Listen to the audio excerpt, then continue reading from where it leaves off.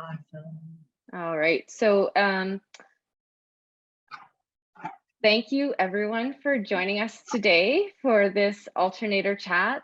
I'm Melanie Nugent. I'm the Assistant Director at the Alternator. And, we have Britta Fluevog joining us today to talk about her practice. And I think we're going to do some arts exercises as well, potentially. But I'd first like to start by thanking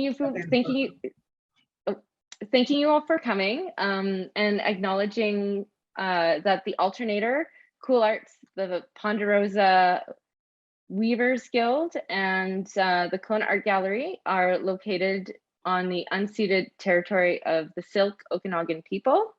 It's also where I am located today as well, and some of our attendees.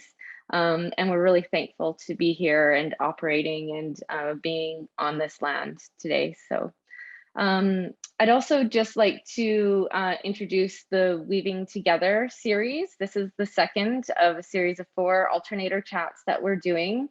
The Alternator chats were started in 2020 in a response to the COVID pandemic and making content and arts accessible through an online series. And we're happy that we've been able to keep it going after. And thank you, Britta, for making the time today. I know you wanted to do a bit of your own introduction and everything. So I'm going to hand it over to you. And if there's anything you need, just let me know.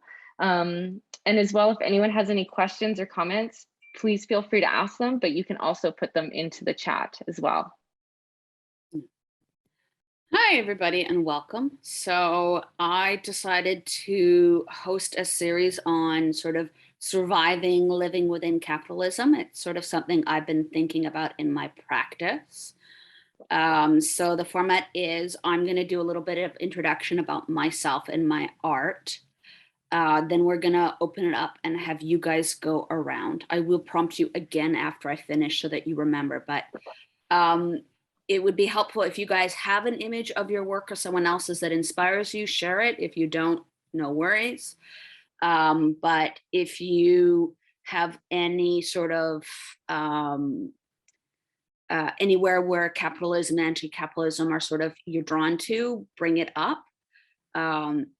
If you're completely new to this, bring it up too, because like we can totally go over and discuss what capitalism is, but if everyone's already invested in the topic, I think we can spend our time better.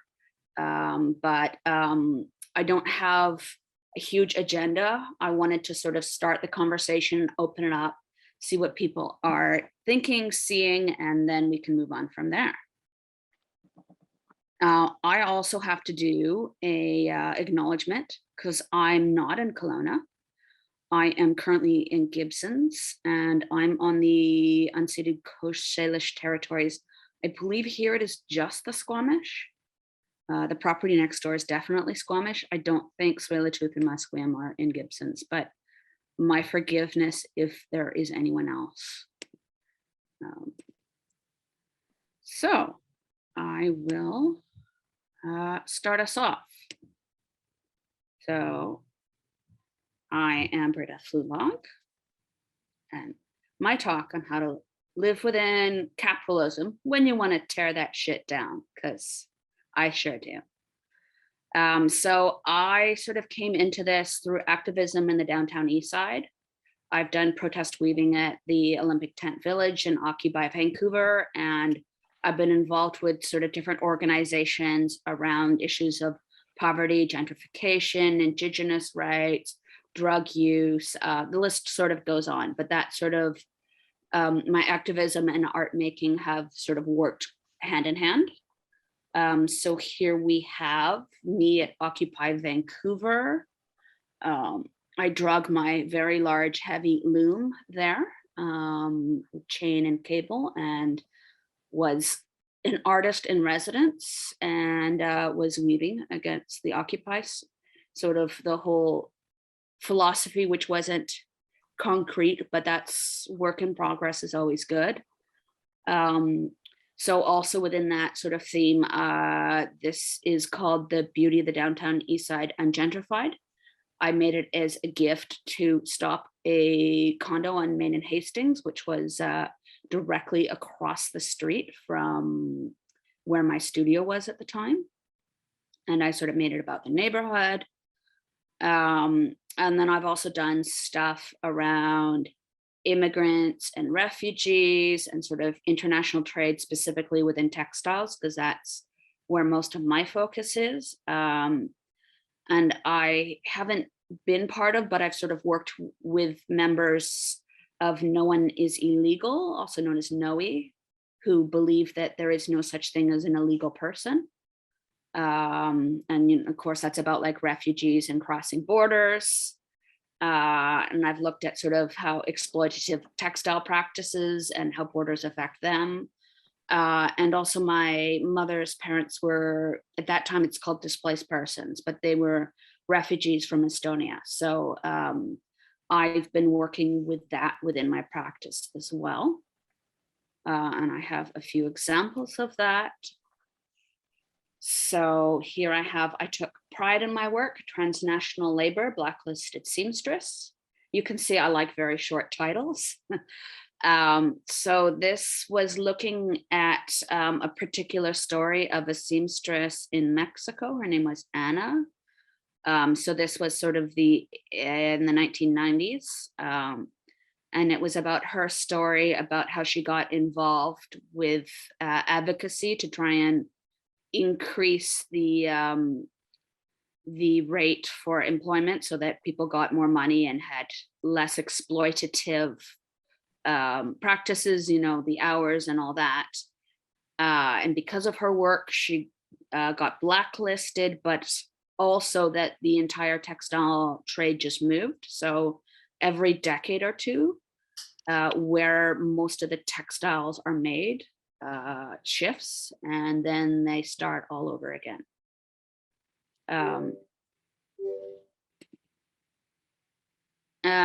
So I've also done stuff about borders. So this is a mobile border piece that I've been working on. It is I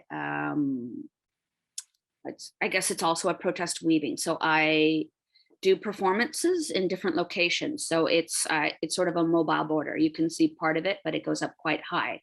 It sort of looks like about the size and shape, what a chain link fence might look like. And on the one side, you can see there's all the pink, and then on the other side, it's white silk with a very subtle chain link fence design in it. And I also did this piece. So this piece was about the MV Sumsea. So in 2000, I don't even remember now, 2013, I think, 279, I used to know the numbers.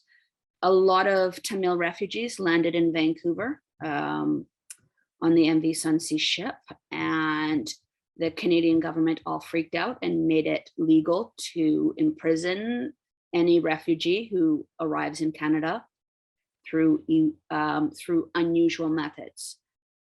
So I did a piece around that, and I actually used some tsunami debris that was collected in Sri Lanka. So moving forward, that's sort of my background in pieces before sort of directly confronting capitalism, and my more recent work has been more directed about that. And here are my anti-capitalist pieces. So these are my ladders for better democracy. Every ladder is based on a different people's peaceful revolution. So we have in Catalonia, there's been the Catalonian uprising.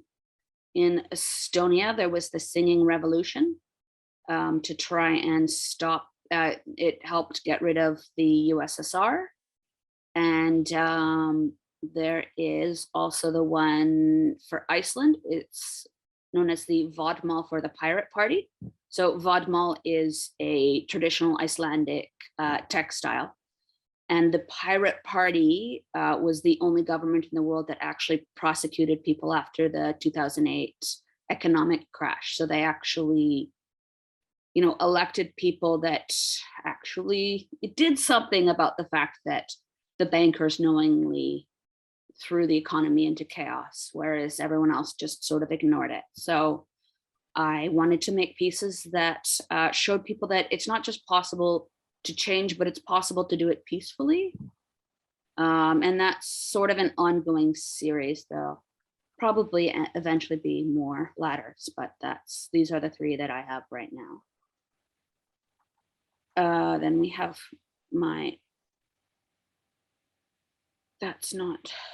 sorry. Why is that not playing? Oh, there It we go. looks like it is. There we go. It is. So this is my ice weaving that I did. So looking at climate change. Actually, I forgot to mention, so with the ladders, the reason I actually started making those very specifically was because of a UN report that came out. Basically that it was like the end of 2018 that global warming, particularly recently, was excessively worse than anyone had sort of quite realized. Like they knew it, but it was much worse. So my thought about the global warming initially was get rid of capitalism. And clearly I've also been working on global warming as well, the ice melting and all that, but the global warming actually isn't the issue. We can't solve global warming because of capitalism. And that's sort of where I have been sitting. And I wanted to invite all of you guys today to welcome you into a new post-capitalistic era.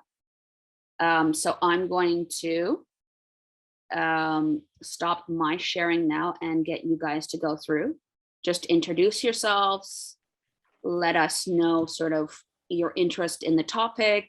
If you're an artist and you have an image of your work, you can share that. You can provide a link. You could email it somewhere if you need. Yeah, and if you know nothing about capitalism and want to know more, that would be useful to know as well. I'm going on the basis that I assume most of you guys are here because you're already interested in the topic. So we'll go ahead and start our introductions and see where we go from there. All right. Lorna, would you like to start?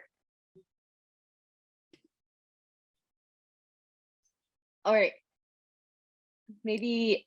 Oh, sorry, I can't go. I was just making sure the room was not too noisy for me here.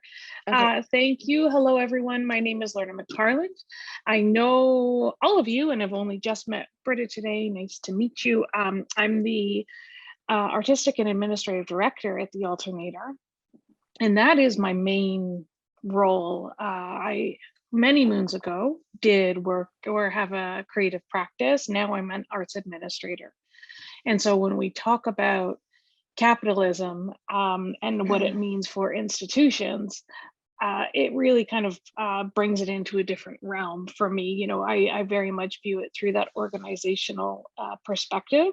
And it feels to me that it becomes increasingly complicated when we think about the metrics that we use, how we get our money to do our operations and all of that kind of stuff.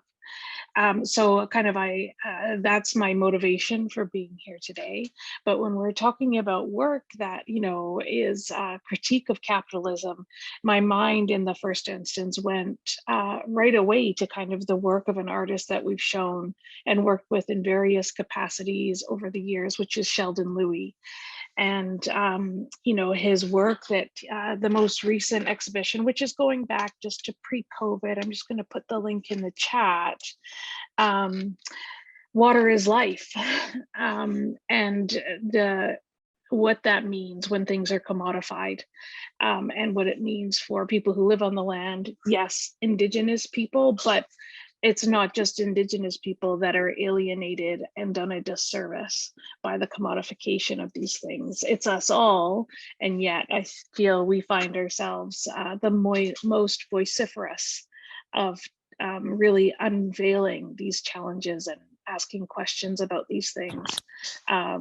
Are often Indigenous people, because they're kind of at the front line of their rights being infringed upon. And so you know, that's kind of a right when you were I didn't get the memo about preparing work or, you know, pulling something before we met today, and as soon as you started talking, that was just something that came to mind immediately. Yeah, I don't know if that helps, and yeah, I'll leave it there. That's great. That's a good introduction to who you are. So thank you very much, Lorna. Just before we go to the next person, I need to apologize because I scheduled this through my Alternator account, which apparently has a time limit on it, which because I usually do it with one person, so that doesn't. So in 7 minutes or so, we're gonna stop this meeting, and then I'm gonna invite you to all join the next one. So, and we'll just pick up where we left off, if that's all right.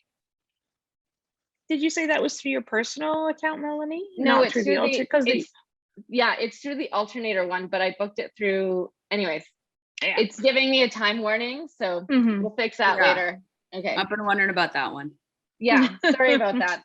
Mojan, did you want to go next? I was a little late, so I feel like I missed. But I'll let someone else go, and then I'll catch up. Yeah. So we're just going to talk a little about our work, if we want, and if our work responds to capitalism in any way, and if there's any work of yours that kind of responds in that way, or if there's an artist's work that you feel you'd like to share that does. You can share that as well. It doesn't necessarily need to be yours. Amy, did you want to go next? Sure, yeah, I can do that. I think back to the last exhibition that I did with the piece for the sustainability online exhibition through the Alternator, where I had a piece that was made from my recycled wool. And I think obviously capitalism, global warming, environmentalism, feminism, and so many of the radical things that I think Britta is truly living and presenting through her work, which is just so inspiring. And I feel much more bold in the way that you're being as a human, but you know, I aspire to that kind of pushing yourself further through that, you know, feeling of you know, crossing the line into radicalism. And that's really brave. So I think about the, you know, the pandemic, and it really was a time to reflect. I mean, around my own practice, my space, my studio, and the material use of all the fiber that I have. And really just started purging my house during that period of time after a while, and ended up in my studio time and time again, kind of going like, I do not need more supplies, and really becoming conscious of all of the stuff that was surrounding me day in, day out. And it flashes through people's lives, I think, in our lifespan, but we get so caught up and distracted with the capitalist machine, and so shiny and bright, and you know, easily wanting everything that's presented to us. And it's just such a torn feeling of, you know, being pulled from side to side. So I really wanted to stay on the side of consciousness around no more new supplies for my work in my practice, at least for this year, and that was 2020, and then it proceeded to pursue into 2021. And obviously I was a bit of a hoarder and still have supplies for moving into 2023.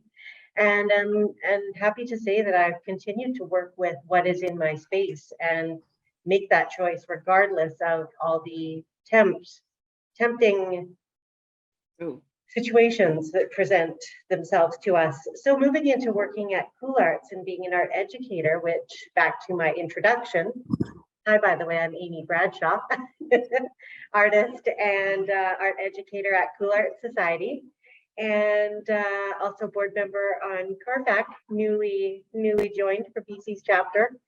And so I started teaching weaving a little over a year ago when we finally decided to buy a loom for where I work and use it. We had smaller looms, card looms, and other frame looms that we'd made, but looked into this Sayari loom, which is such an accessible and adaptable loom made by Japanese loom makers family, the Miso Joe family. And so this is the second year of doing the weaving together with the community, using this loom, and also, Cool Arts sharing it in a larger format with the community over the summer in these partnership projects.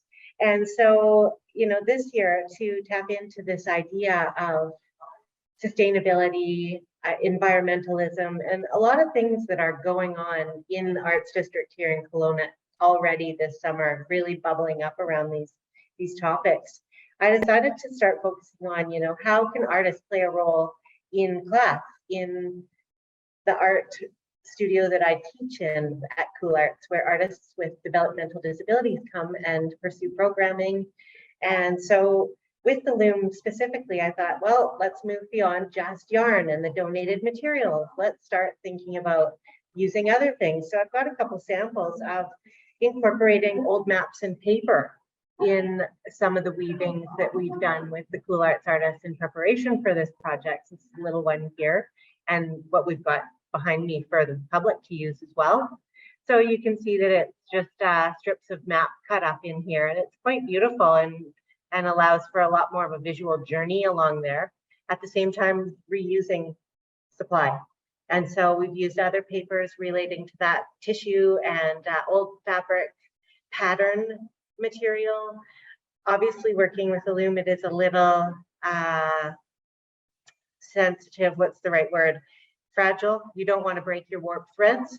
So I am conscious of trying not to use pieces of chunky cardboard in these, although Britta, I know you do in the looms that you work with.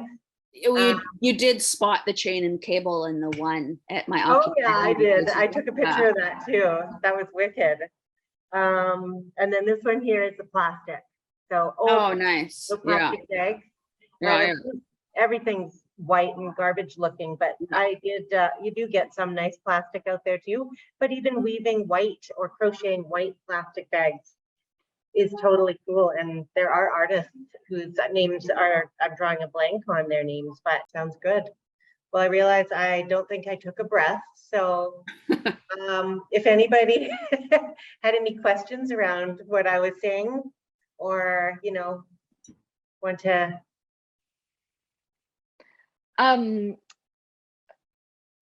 No, so I feel like I cut you off, Amy, so I don't want to,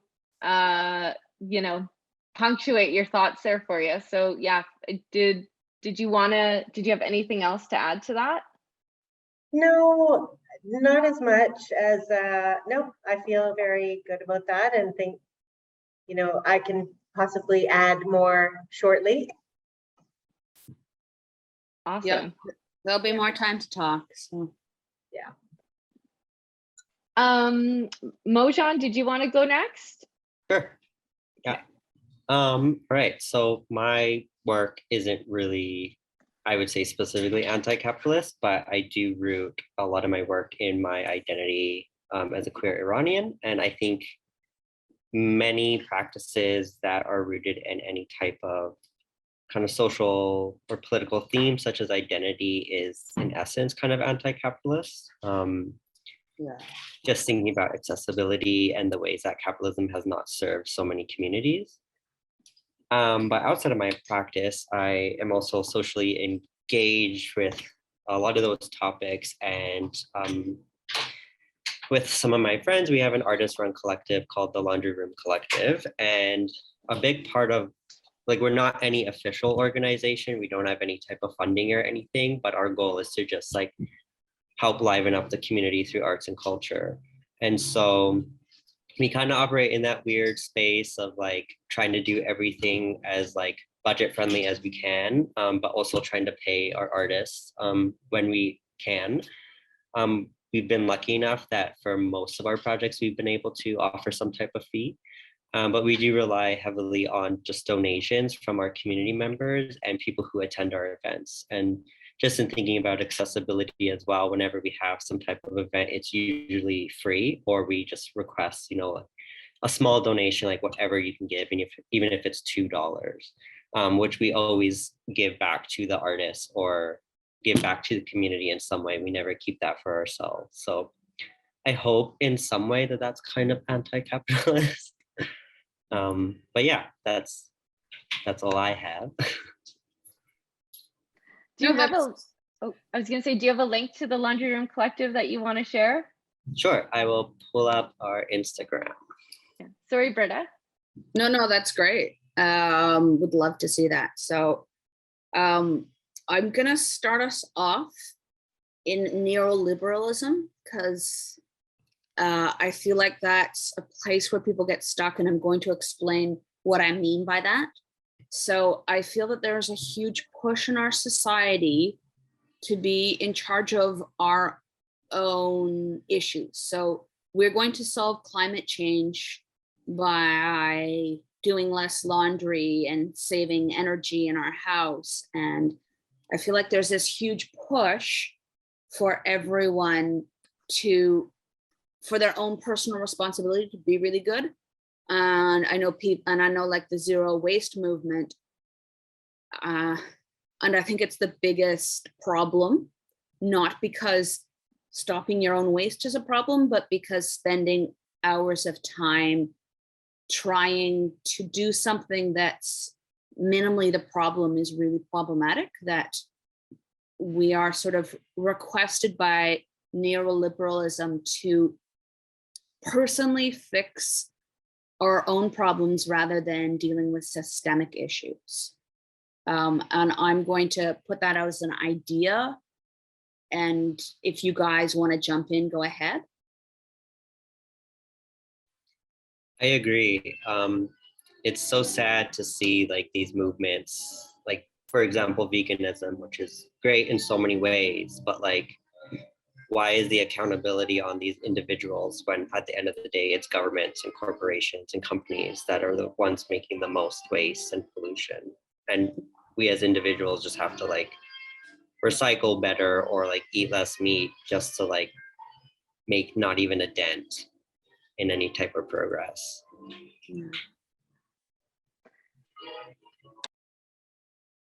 Yeah. I was thinking, you know, about capitalism, or just like I shared a link to a piece of work that I did, which is was around the North America Free Trade Agreement, which, you know, is all about trade. Yeah. And it's actually, you know, so kind of on the nose. But thinking about a conversation that we had yesterday in the office with some of our staff, Ariane, who sometimes helps doing grad photos at UBC Okanagan, and she was saying that they had hired the photographer who's coming to do all the grad photos now is actually from the States, and someone who was hired from UBC main campus and the UBCO campus. And why would they do that? We talked about, oh, it's probably something to do with NAFTA, where you have to open up tender for a bigger project or something like that. And so really just thinking about some of like government policy and logistics that are hampering, you know, things that can be done more sustainably, such as like hiring local photographers, you know. So just kind of the other end of the spectrum, but looking at like these broader governments, or, you know, not necessarily things that are done locally or on the individual level, but some of these bigger policies or ideas that are really, yeah, not just tricky, but like, yeah, there's some good things that NAFTA does, but I think there's, you know, some problematic areas as well. So without going too far down the rabbit hole, of course. So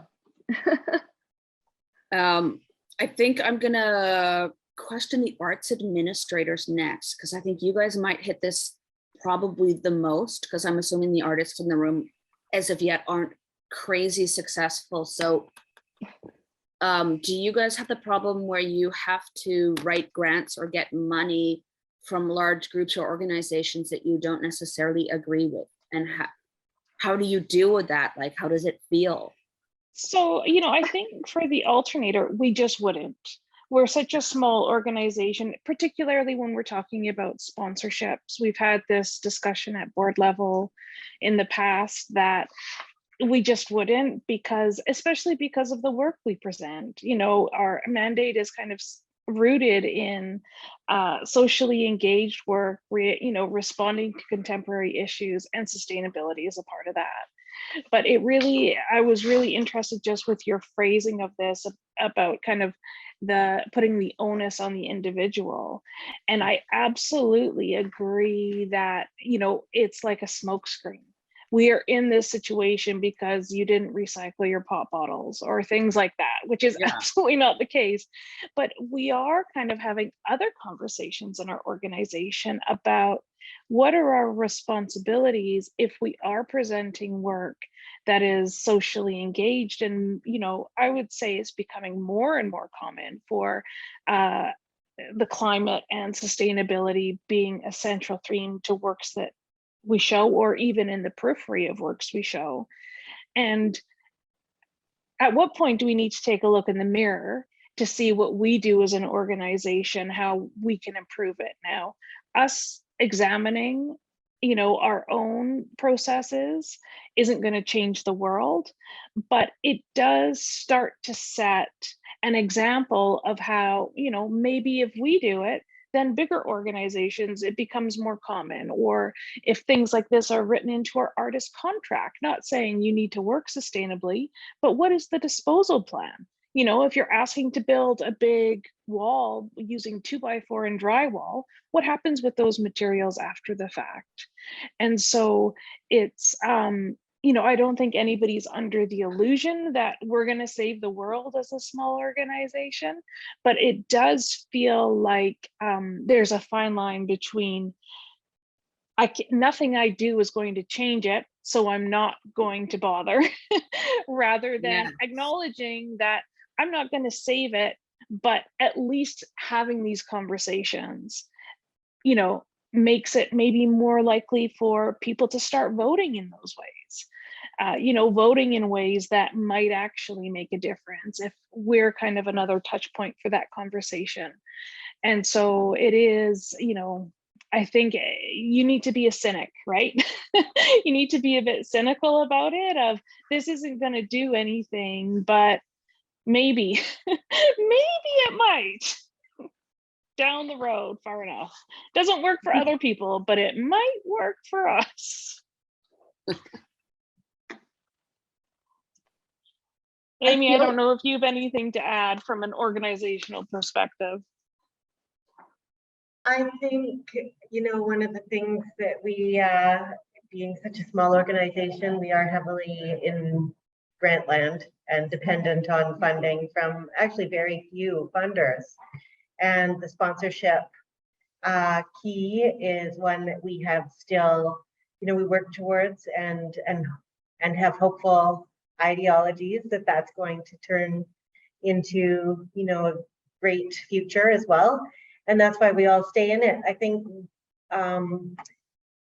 the individual, going back to the idea of the individual, I do find that even just little things in cool arts, like how to manage how we recycle, like even the garbage and even the recycling of the drinks and the containers that people come in, and thinking about, is everybody aware of the fact that, when you don't rinse your items and they just get tossed in the trash. So it's like, sometimes we step back and have to talk about those things from really such a beginning point at Cool Arts Society. And it's nice when we can be in such a place where everybody's open to it and making that difference and making that change and understanding how that can help. Um, I feel like, yeah, it's very overwhelming instantly to me thinking about capitalism. It just, I get really kind of a feeling of stress. So I related a lot of the time to like how that affects our society as a whole and the mental health factor around Yeah. capitalism and how Oh, significant totally. that is. So that's really something that personally, you know, affects me and so many people. And so that's a major that, you know, would be really great to kind of open up that dialogue around mental health and what it's doing on everybody, relating to, you know, the fact that when you go to the grocery store, you can't even, in many of the shops now, pick your vegetables and fruit. You have to buy a box of tomatoes or, you know, a bag of kiwis or oranges. They're no longer even accessible as individual pieces in certain venues now. So it's just no choice is very hard from that perspective. And yet, as you mentioned, that idea of it being up to us to make these small changes.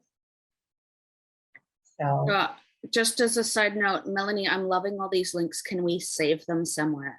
yeah. Yes, they This will is turning be. into this like brilliant thing. So Yeah. Just for everyone, the link that I just put in is an artwork that was actually the Rotary Center for the Arts, the building that the Alternator is located in, brought this artwork to Kelowna earlier this year, or was it last year? My COVID fog brain can't remember exactly.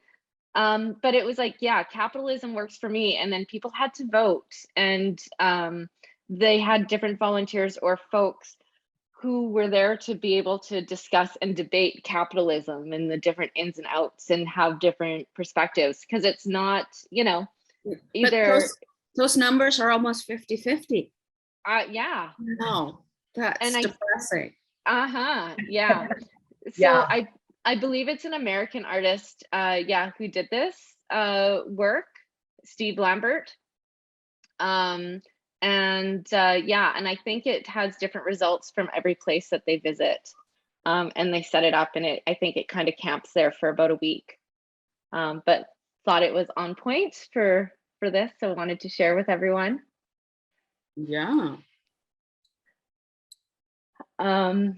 Yeah, and just really to get people to speak about, like, to flesh, it's something that you know, it happens in the background. You know, you're like you said, even at the beginning, you're living in capitalism, so it's kind of all around you, and you don't really, you know, I don't think about it on a day-to-day basis. I just kind of exist within it, and you like trudge through it. And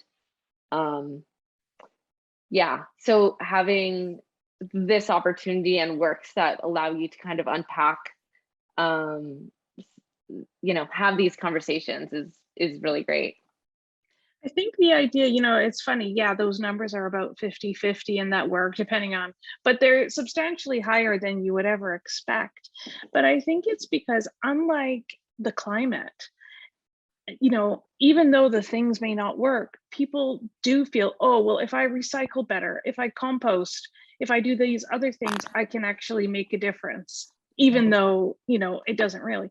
What can you do about capitalism? Like, talk about wicked problems.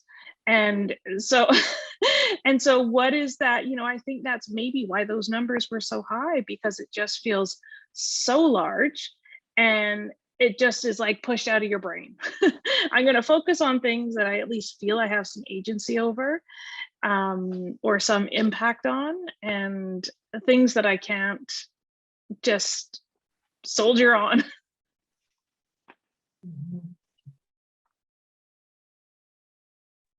Britta, what's very interesting about the day-to-day that my mom has been very focused on the insurrection and the day the Capitol was stormed in the United States, and it's the last day of the hearings today.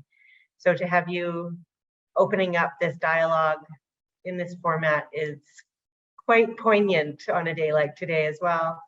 Yes. And you know, record highs of heat, and you know, Yeah. summer just really is in your face that way. So it's very important work that I think you're focusing on. And what are your, I don't want to jump ahead of your, plans, but I just was curious about what your future, like, do you have works on the go right now? Yes and no. I think one of the things I would really like to do is trying to get my ice weavings internationally. But I would definitely have to get collaborators for that. Ice melts, but it would be really awesome to have 10 major cities worldwide with ice weavings melting down some building in their downtown core. Yeah. Yeah. I have been working on trying to help Britta before we went ahead and made the decision we did on the workshops. I've been making ice frames in my freezer this past week and not having the success of Britta's beautiful frame. But So yeah, I was scheduled to two workshops, but everyone's away. But one of them was just for the art gallery and pretty standard weaving, but the Cool Arts wanted a more interesting approach. So I was actually going to do ice weaving with them, which would have been brilliant, but Especially because it's so out hot right now. Yeah. yeah, Well, yeah. yeah, it actually would have been you couldn't time it better, record breaking heats in London right now. So I'm from Germany. My husband's still there because he's working. And, he's been, at least there, it's sort of gone up and down, but it's, crazy highs there. Wow. Yeah. Well, I successfully managed to freeze some large blocks of ice because the frames all cracked open, so they were chunky. And I talked to Britta about how possibly wrapping that Yeah. fiber and the materials that she was planning on using, cardboard and plastic and other such things, and weaving into it. No. So yeah, but I still think your frames are amazing. I'm not going to give up trying to make those. So Yeah. mhm. Yeah, I'll have to try some without. So they worked for me, but I have quite high calcium in my water. So I'll try some rain barrels and see if it works. People who aren't dyers don't realize that the composition of water matters a lot, but I also do some dye work. And it's really surprising that where your water comes from will actually very dramatically affect the changes of your color and stuff. Yeah. So your water matters whether or not you realize it. Britta, I wanted to just kind of go back to one of your last questions. So thinking about where you get your money from as an artist and what a difference that makes. So a few years ago, I did a program called the Art and Law program, and that was 3 months, and that was New York based. And I was really shocked, or actually I should say, so I was the only Canadian there and everyone else was American. And they were shocked, nearly disgusted that I took money from the government for my practice. So for instance, BC Arts Council grants, Canada Council money. And they're like, well, how can your work be unbiased if you're taking money from the government? And I'm like, well, you get your work from foundations, which are just rich people. So but foundations are worse. So I was like, exactly, where's their money? Exactly. Yeah. So, and very kind of another thing that we really looked at was, have you ever seen those kind of picture graphs where it was all the food in the world is owned by 3 companies, really? Have you seen those kind of graphics where it shows the bigger companies that own the smaller ones? It's the same thing, and it's the same thing with the commercial gallery system. It's the big galleries that own the smaller ones, and you can do the exact same thing with the same, galleries. And so really looking at these corporate structures and really being more thankful for organizations that don't run in that model, and artist run centers, and how thankful I am that we have that in Canada, where you don't need to necessarily sell work, or you can just be creative for the sake of being creative and support each other. So just shout out to artist run centers right there. Quickly want to get in there. And then I had a question. So you were talking about, you talked about your work being, sorry, like protest weaving. And so I'm wondering if you can kind of dig into that a little bit, because like the first thing like that, I know it's super pedestrian, but came into mind was like yarn bombing or something like that. So can you like talk a little bit about that? I can, and I could probably go on a lot because I've been thinking about that. So, and I'm going to state, and people will disagree with me, but that most yarn bombing is not, in fact, protest. And there's a whole movement called craftivism. Have you guys heard of that? All of you, yes? Okay, then I don't have to go into too much. But one of the main sort of detractors, people have problems with craftivism, is that essentially the main woman, Betsy Greer, who sort of started it with her whole online group, is that basically everything is craftivist. So everything is activism. And I mean, if you go off the model, like the personal is political, there is a thought to that. But the fact is that a lot of yarn bombing is done by wealthier white women who are just trying to make their communities more aesthetically pleasing, and that's fine, but it is not protesting anything. They're just like, unless you're somehow against ugliness, but even that's not a protest, you're just making it prettier. So for me, I'm actually starting a PhD in September, and I'm planning on looking at protest weaving internationally. So I want to look at non-Western countries. But for me, like, a protest has to be against something with the intent to change.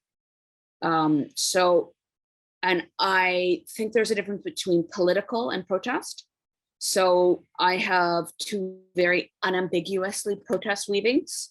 And those are when I was living at Occupy Vancouver and at the Olympic Tent Village Occupy site. So that was where I had actually taken looms to already existing protests. So these were loud, brash people, and these were both tent cities. So these were places where people were living, protesting actual problems with intent. I don't think you have to actually be part of a formal protest to be a protest, but I also think that essentially you pretty much can't be in a gallery, because I think that galleries are an accepted place of conversation, but they're also they're a safe space. So you're not pushing the buttons, you're allowed to be political there, but nobody expects, and almost entirely nobody expects galleries to sort of change the status quo. Like, you know, if you are in Kenya, where it is illegal to be gay, and you're a gallery that's showing work about being gay, you could consider that protest, because potentially you could all be arrested for doing this. Like, what you're doing is very much not just illegal, but there is threat involved to the status quo, to some system. And most gallery spaces, I think, don't have that involved, because they're a safe space for conversation, but they're also sort of safe to forget. So I think the conversation in the gallery is a place to start, but I also think that it ends up in the political realm mostly, rather than the protest. And I think the protest sort of requires stuff to be brought out into public, brought to the forefront, and brought to uncomfortable spaces. So you have to be confronting stuff. And it has to be very much either illegal or threatening. So like the Black Lives Matter is a protest because there's this threat about Black people dying. If it was just like people say Blue Lives Matter, well, there's no threat against them. There's no protest involved whatsoever. But in order to be a real protest, it has to be a bit unsafe. It has to be in your face, I dislike what you're doing is wrong, and it can't be polite. And I think that's where the craftivism lies, that we're politely saying, I'm sorry, I don't like it. And I think you can do it more politely, but you have to basically say you are wrong. And I think that that's sort of, for me at least, where the element of protest is. I hope that answers your question. It does. Thank you. I think it brings up a really relevant point, though, about the limitations of white cube spaces, is that you're speaking to people, the message is only getting to people who choose to come into those spaces, who are sympathetic to that, you know, to certain ways of thinking anyway. And it is, you know, I think sometimes it's useful for artists to cut their teeth and try things out, but where is the change going to happen? How is that, you know, what's the end result here? And we like to think, you know, maybe you'll get somebody else coming in, but that's a slow ship to turn, versus kind of going to the publics that need that kind of need to hear that kind of conversation. Yeah.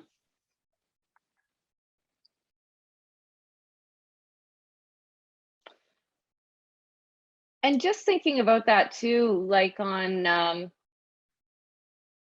you know, thinking about grants and writing and stuff, as a arts organization, is there a comfortable place for protest? And maybe this is a question for Amy or Lorna too, just as arts administrators. Is there a tipping point? You know, I think, I mean, we're only going through our lens of the arts councils and through the city. And as an organization like the Alternator, as an artist front center, is, you know, we say we embrace experimentation and risk and, you know, socially engaged works. And so I don't know that there's necessarily pushback from the funding bodies or the councils in relation to that protest. You know, if you had an artist that you really wanted to exhibit and they were doing really disruptive work, I don't really think we would get pushback from the funders. But you know, I think that they're not to say that the funders are perfect by any means, and I do think that there are changes that are kind of, there's always changes, right? Just like with organizations, I think the funding bodies are the same.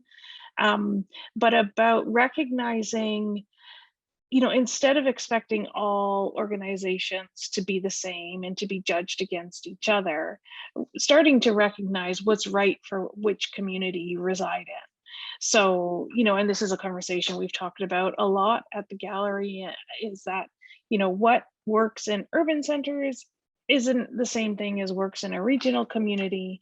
And so, although it's not directly related to protest, I think it does start, if you don't feel like your autonomy as an arts organization is respected from the funding bodies and the decisions that you could make for your organization are right for your community, maybe you do start to censor yourself as an organization. Maybe it does start to inform our discussions or our decisions, because there might be stuff we really want to program and we believe is right for our organization and right for our community. Well, we've got plenty of examples of that at the Alternator, and we just know that the funders won't support it. So I think there's a disconnect there, that's how it manifests itself in our community, rather than, I think there would probably be stronger support for protest and that type of thing, but it's how we try to bridge kind of that social engagement with making it relevant for our community,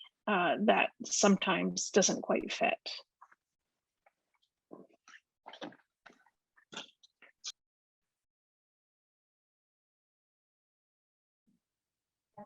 That question is a hard one for me to totally answer, but I do feel that with Cool Arts Society, we are, despite being 20 years around and having been running as a, you know, original grassroots to now actually having a board that's in the process of turning to a governance board, it is still very much appreciated, yet within a certain confined kind of society.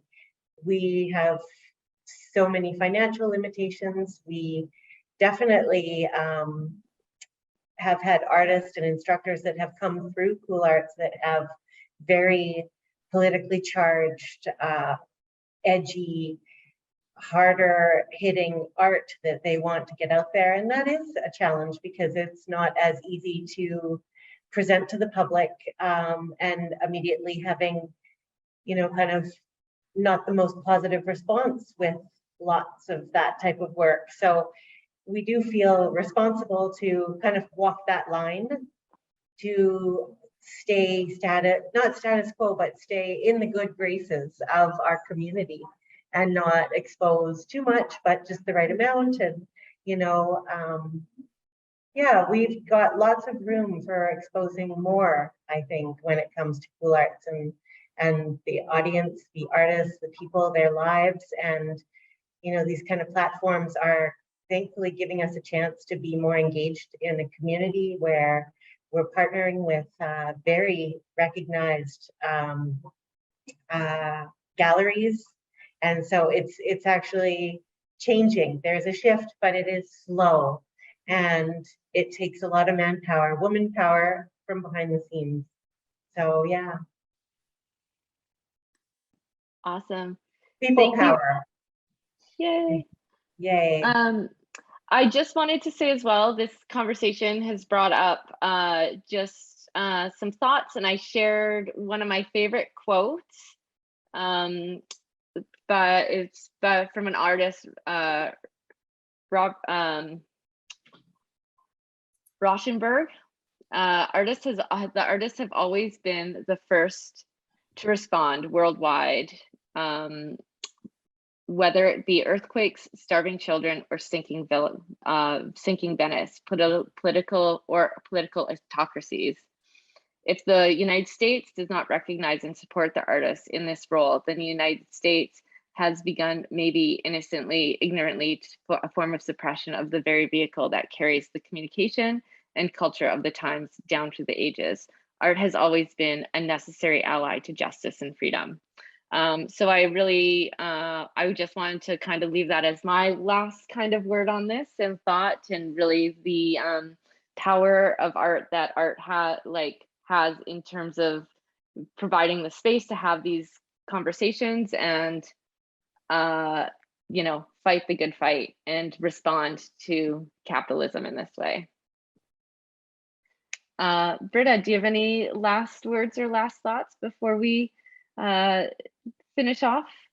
I do, but I wanted to make sure anyone else did before we do that. Anyone else? I'm good. Oh, okay, we're good. So there we go. I'm going to leave you guys actually with a completely different train of thought, just to get your minds wandering. And it's one of my annoyances with people's reaction to capitalism is that people sort of think that capitalism has kind of always been there and always been like that. And then you're like, well, no, like it didn't, 10 years ago, stuff didn't exist like this, like that capitalism is constantly changing. And I mean, some things change good, some things change bad, but there is this sort of myth that capitalism has sort of always been the same and that change would be catastrophically bad. And it's like, well, no, the way capitalism works and we interact with the world is completely different. It's like cell phones and internet has completely changed the way that capitalism works, like fundamentally completely changed. And yet somehow we seem to think that people have this myth in their mind that capitalism has sort of always been sort of the same. I don't think that they would say it's the same, but they kind of think that like change is crazy and that by not changing, they're staying the same. And it's like, well, no, capitalism is always adapting, always changing. It's not a static at all, but somehow people think that going anti-capitalism is this crazy change where capitalism isn't changing. And I just sort of wanted to leave you guys with that thought to ponder, because I think it's this sort of prevalent myth about capitalism that, you know, is in no way, shape, or form true.